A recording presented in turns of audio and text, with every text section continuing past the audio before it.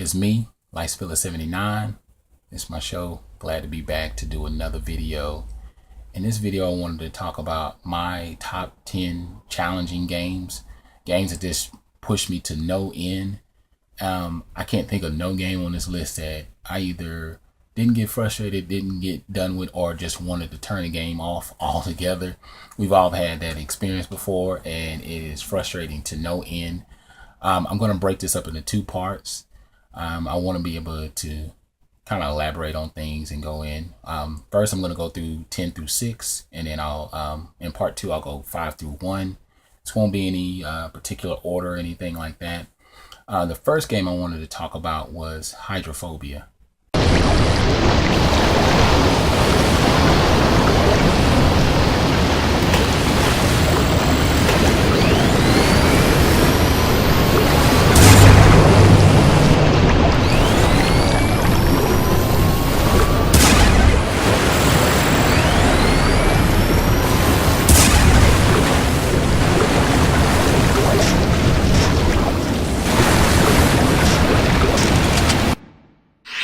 Now, Hydrophobia is a very interesting game. The first thing I noticed is that the water element. I mean, that was going to be their big thing, is water. Everywhere you went, everything you did was dealing with water.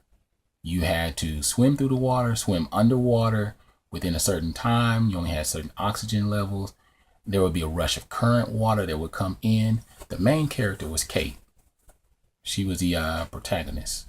She pretty much was trying to save all the people on the ship from the terrorists who were trying to blow things up. So yeah, pretty much you were dealing with that, and everything in this game was challenging. The shooting, the battles, water rushing in, the oxygen level. But what really made the game difficult was the map. The map was just, it was this 3D lining kind of map, and whenever you tried to get down to see where you were at in that map, you had to swivel things around in a circular motion in order to get to it. And I think that was just pretty much the limit on their graphics and pretty much on the developers at this point. You know, you didn't want to go there, but there was points in the game that was really good. This was a game that originally came out for the it was a downloadable game that originally came out for the Xbox Arcade and the PSN. I got it for my Xbox, and I did complete it. It took me, I think it took me like 2 or 3 days to beat. So it really, I was so I was so focused on beating that game, I didn't care. I just pushed through it. But yeah, it's definitely one of my challenging games. The next game that I wanted to talk about was Little Nemo.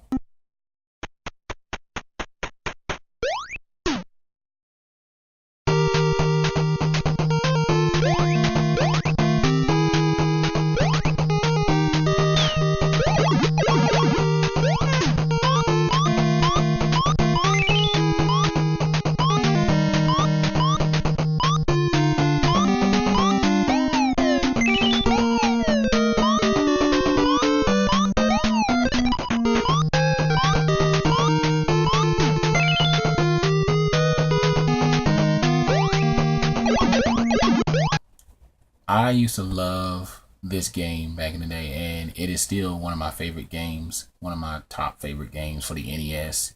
It's really fun. It's pretty much this little boy named Nemo. He's a dream master. What happens is that he's trying to save this world from all these nightmares and stuff like that, and everything's going on. Even in the opening scene, you'll see him leaping out of bed from and going into the dream world. And what was really cool about this game is that you would feed each animal candy, and you could take over them like a bodysuit, kind of like Tuki and stuff like that from Super Mario Bros. 3. But what was challenging about this game is the limitation on the lives, and if you got touched, it was just it. You would die. It's not like nowadays where we get continuous moves or continuous lives right then and there. And you know, the game did have unlimited continues, but it would bring you all the way back.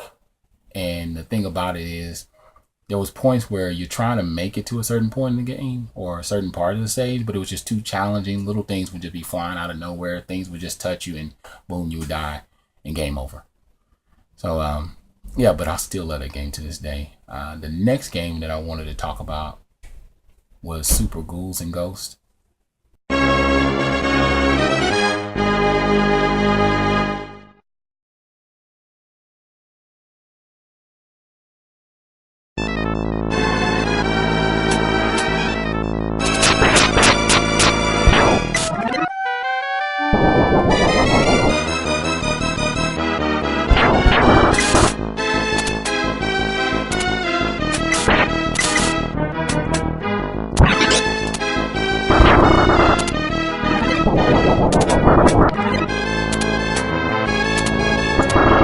This game was pretty interesting. Even on the NES, it was challenging, but it was even more challenging on the Super Nintendo.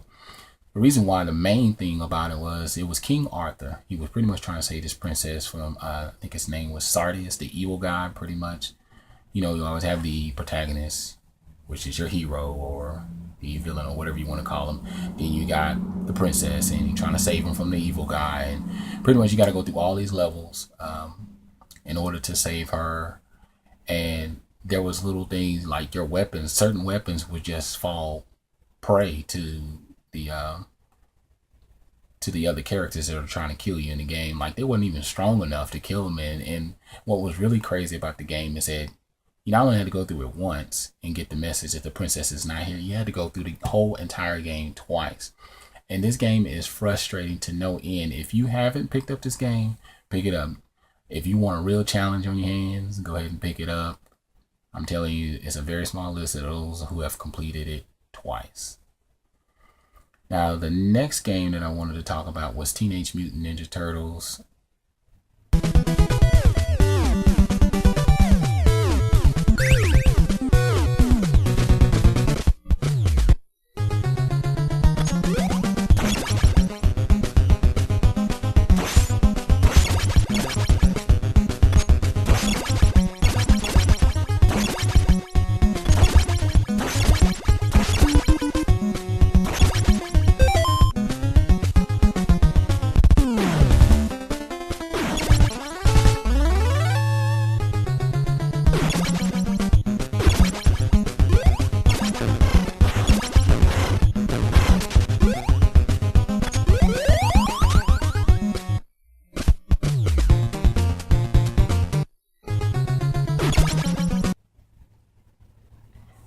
Pretty awesome game. I have to say that I used to love them back in the day. If you haven't noticed, I've been wearing my Teenage Mutant Ninja Turtle shirt. It came out, the third season of the cartoon came from Japan. I was just reading some stuff about it. I'm trying to remember, I think it was Ultra Turtles or something like that was their original name.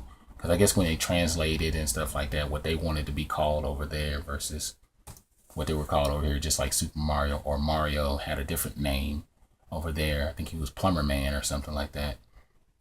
But anyway, this game was really challenging. What was cool, you got to switch between characters, but everything much like them NES games back in the day, you had limitation on your lives and how many times you could hit, and you would automatically get that game over. And the biggest stage that stood out to me was the water level, where you were trying to swim from one point to the next, but you were going through like this seaweed that was like electric eel type thing going on. And so you were trying to get from one point to the next without getting shocked and dying out. And this game, if you played it, you know what I'm talking about. And this game is really crazy, but it's really fun. Now what's really funny is that I bought this game probably about a year or something ago, and I still haven't played it. I haven't even fired it up. I need to fire it up and play it. Now, the last game I wanted to talk about today is I Am Alive, another downloadable title.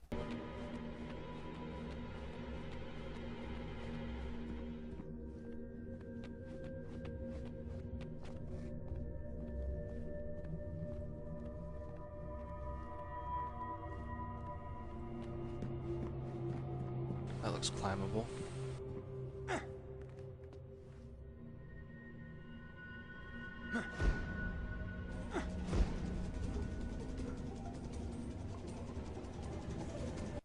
That originally came out on the 360, and I think they recently, not too long ago, they released it for the PSN. This guy didn't even have a name. It just said protagonist. So I just took it for what it was worth and went with that. This just pretty much one of those apocalyptic type games where everything takes place after an event. There's catastrophic events that occur with earthquakes, death, murder, mass, all kinds of stuff. And this is 1 year later where the guy comes home looking for his wife, Julia and Mary, his wife and daughter, and he can't find them. So he's kind of going through all these clues, tapes, and stuff like that. And he's leaving videotapes behind, and just in case they find him or come back for him. But what made this game really challenging is everything was scarce. Food was scarce. Ammo was scarce. And when I say scarce, I'm talking about one bullet in a gun. And sometimes you just had to use your gun as a threat to hold it up to keep all the enemies off of you. And you ran through some of the toughest challenges. So like if you were punching somebody or fighting, you were using energy. Just like when you were crawling or jumping from one platform or using your hands to crawl up a wall or something like that, you had like an energy bar at the top of how much strength you had left. And if you didn't have enough strength when you were trying to get to one end, you would fall off and die. And I died and died and died and died. Man, I never finished that game. I didn't finish none of these games that I've talked about today, except for Hydrophobia. But yeah, man, it's a really challenging game, but it's self-rewarding. You know, a lot of people complained about it, some of the mechanics of the game and the engine of the game, but it was a downloadable title. And for the most part, I enjoyed it, but it was very challenging. Like I said, everything was scarce. And at one point in the game, they want you to carry around this girl, I think her name is May, and you're trying to go down this hole and go up this wall and trying to go around and walk around the city, and she is literally putting this weight on you, and so it's dragging you down. It's just crazy. But those are my first 5 games. Be on the lookout for part 2. Other than that, I'm Lifespiller79, and I'm out.